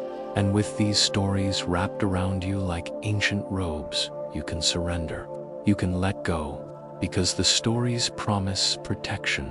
The sky beings, whatever they are, watch over humanity. They always have. They invested too much in us to abandon us now. India's sacred texts speak of ujas, great ages lasting thousands of years. We are currently in the Kali Yuga, the age of darkness. But it will end, and when it does, the gods will return. The Vimanas will descend. Knowledge that has been lost will be restored. The Mayan calendar speaks of cycles and returns, ages ending and beginning, and at the transitions, the sky gods pay attention. They come to observe, to guide, to ensure the transition happens properly. Aboriginal culture speaks of continuity. The dream time never ended. It's still happening. The ancestors are still present. The sky beings never really left. They're just waiting for us to sing the right songs, perform the right ceremonies, open ourselves to the proper awareness. Norse mythology speaks of Ragnarok, but after Ragnarok comes renewal. The world tree survives. To humans hide in its branches and repopulate the earth. The gods may die, but life continues. And who knows, perhaps in the new world that emerges, the sky chariots will return. Perhaps the Valkyries will ride again. Perhaps the connection will be stronger, clearer, more obvious than before. These are not endings. They are transitions, transformations. The promise that the story continues, that we are part of something ongoing, that the visitors from the sky, whether we understand them as gods or aliens or consciousness or all of these, they are not done with us. They will return. In fact, they never really left. They're here now, watching, waiting, hoping we'll remember, hoping we'll look up, hoping we'll maintain the connection that ancient peoples worked so hard to preserve. You are that connection now, lying here, relaxed beyond measure, your consciousness expanded by these stories. You are a thread in the web, a point of light in the network. And as you drift into sleep, into dreams, you carry the stories with you. They become part of you. And tomorrow, when you wake, you'll carry them still, not as beliefs that must be defended, but as possibilities that enrich your sense of what the universe might contain, of who you might be, of what connections you might have to things greater than yourself. The fire burns to embers. The stars wheel overhead. The aurora dances in the north. The songlines stretch across the outback. The pyramids stand silent in the jungle. The Ganges flows, and you rest, held by the earth, watched by the sky. Part of a story that began before history and will continue after history ends. Sleep now, deep and peaceful sleep. Dream of flying. Dream of sky chariots and Vimanas, of falcon cloaks and rainbow bridges. Dream of Kukulkan and Odin, of the Wangina and the Seven Sisters. Dream of a universe full of consciousness, full of connection, full of beings who watch over us with curiosity and perhaps affection. Dream of ancient truths preserved in myths. Dream of the promise that we are not alone, that we never have been, that we never will be. The sky watches, the stories remember, and you rest, peaceful and protected, in the shelter of ancient wisdom, carrying forward the knowledge that our ancestors knew. The universe is vast, mysterious, and full of wonder, and we belong to it. The journey is nearly complete. We've traveled the world, through time and space, through the sacred texts of India, through the jungles of the Maya, across the ancient lands of Australia, into the cold north where the Vikings sailed. And everywhere, we've found the same truth. Humans have always known we are not alone. The sky is watching. The sky has always been watching. Breathe slowly now, so slowly. Each breath takes longer than the last. In and out, in and out. Your body is so heavy, so completely relaxed. You've forgotten you have a body. You are just awareness now, just consciousness, floating in the warm darkness, held gently by forces you don't need to understand. These stories we've shared tonight, they are old, thousands of years old, passed down through generations beyond counting, told around fires and in temples, carved into stone and sung into being. They have survived wars and disasters, conquest and forgetting. They have survived because they contain something important, something humans need to remember. We are part of something larger. The universe is full of consciousness, full of intelligence, full of beings who exist in forms we might not recognize, in dimensions we might not perceive, but who are real nonetheless, and they know about us. They watch us. They have visited us. They will visit us again. This is not a frightening truth. Let any fear drain away like water into sand. The ancient peoples weren't afraid. They were reverent. Yes, respectful, certainly, but not afraid, because the visitors came in peace. They came to teach, to guide, to ensure humanity survived and thrived. The sky beings, the gods, the ancestors, whatever we call them, they are on our side. Your breathing is almost imperceptible now. The boundary between waking and sleeping is gone. You drift back and forth across it without noticing, and it doesn't matter which side you're on. Both are peaceful. Both are safe. Both are home. Picture yourself floating, not in any specific place, just floating, suspended in gentle darkness. Below you, far below, you can see the earth, the curve of the horizon, the blue oceans, the green and brown countenance, the white clouds. It's beautiful, so beautiful. You're home, humanity's home, and it's small, a tiny sphere in the vastness of space, fragile, precious, worth protecting, worth guiding, worth watching over and around you. Sharing this cosmic view, you sense others. You can't quite see them. They're just beyond the edge of perception. But you know they're there, the watchers, the guardians, the visitors who have been coming since the beginning. They float in their silent craft. Or perhaps they exist without need for craft, pure consciousness, observing with infinite patience. They are pleased. You can feel it. Pleased that you're remembering, that you've listened to the old stories, that you've opened yourself to the possibility that we're part of a cosmic family, that the boundaries we imagine between earth and sky, between human and divine, between the physical and spiritual, these boundaries are not as solid as we've been taught. They're permeable, crossable, and crossing them is not danger but opportunity. Let yourself feel their blessing. These ancient ones, these sky travelers, they don't need anything from you. They're not demanding worship or obedience. They're simply glad you remember, glad you wonder, glad you look up at the stars and feel connected to something vast and magnificent, that the Vimanas drift silently through the cosmic night, golden and radiant. Windows into realities we can barely imagine. Inside beings of light and consciousness, pilot craft that respond to thought, to intention, to will. They move between worlds as easily as we move between rooms. And sometimes, when the moment is right, they descend. They reveal themselves.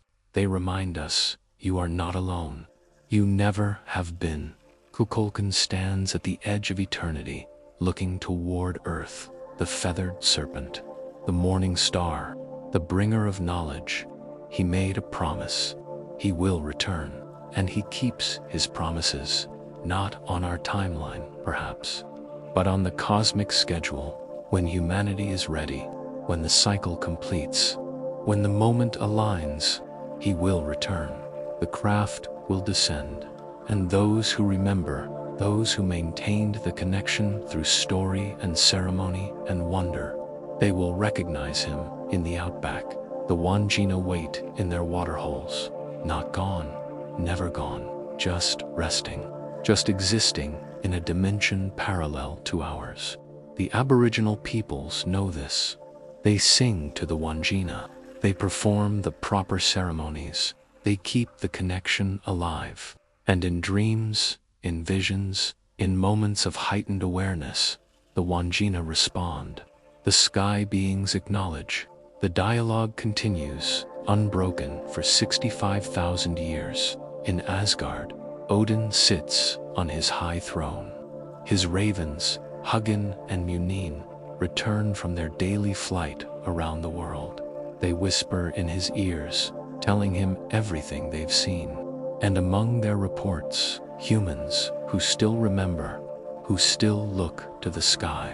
who still tell the old stories. And Odin smiles, because as long as the stories are told, the connection holds. As long as humans wonder about the sky will continue to care about humans. The relationship continues.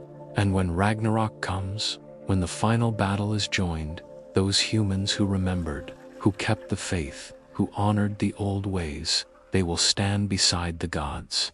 They will fight together. And after the fire and destruction, they will build together a new earth, a new heaven, a new connection stronger than the old. You are so deeply asleep now, or perhaps not asleep, but in a state beyond sleep, a state of pure rest, pure peace, pure being. Your consciousness expands beyond the boundaries of your physical form. You are vast. You are connected to everything, the earth beneath you, the sky above you, the stories from ancient times, the possibilities of the future.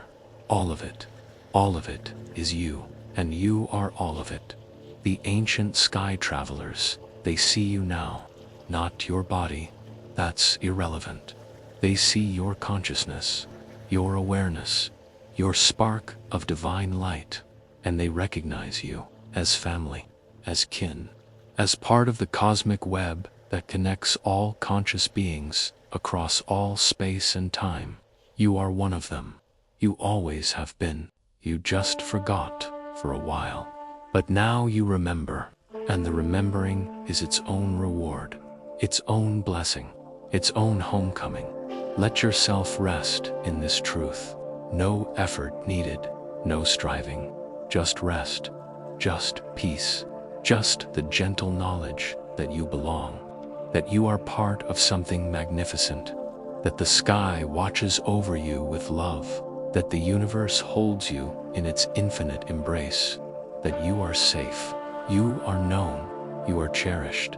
The stories we've told tonight, they are gifts from the ancestors, from the wise ones who came before, who looked up at the same stars you can see tonight, who wondered the same questions, who received the same answers. We are not alone. The sky is full of travelers. Contact has happened. Contact will happen again, and we are part of it. Part of the great cosmic story of consciousness, reaching out, connecting, learning, growing, evolving together. Carry these stories into your dreams. Let them shape your sleep. Let them open pathways in your consciousness. Let them remind you, as you rest through the night, that you are more than you seem. You are not just a physical body. You are consciousness, eternal, connected, part of the divine, part of the cosmic family, part of the great web of being that spans galaxies and dimensions and realities we can't even name. And tomorrow, when you wake, you will carry this knowledge with you, not as a burden, but as a gift. You will look at the sky differently. You will feel connected differently. You will know, deep in your bones, that the universe is watching, that the ancient visitors are still here, just beyond perception, that the promise made thousands of years ago still holds. We are not abandoned. We are cared for. We are guided. We are loved by forces so vast we can barely comprehend them. Sleep now, deeply and peacefully. Dream of flying. Dream of sky chariots and Vimanas. Dream of Kukulkan descending from the stars. Dream of the Wangina smiling from their rock walls. Dream of the Valkyries riding the aurora. Dream of Odin on Sleipnir crossing the Bifrost, coming to check on those who remember. Dream of light. Dream of connection. Dream of belonging.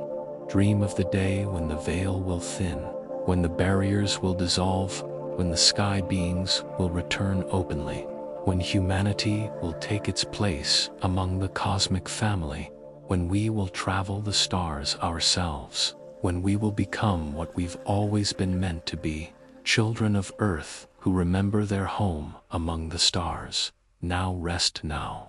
Complete rest. Total surrender to sleep. The journey is done. The stories are told, the blessings have been given, and you are held by the earth, held by the sky, held by forces of love and wisdom and ancient care that stretch back to the beginning of time and forward to the end of time and beyond. The universe breathes around you. Stars are born and die. Galaxies spiral through space. Consciousness evolves and expands. And you are part of it, all of it, now and forever. Part of the great mystery, the magnificent unknown, the infinite wonder that is existence. Sleep, deep sleep, peaceful sleep, blessed sleep.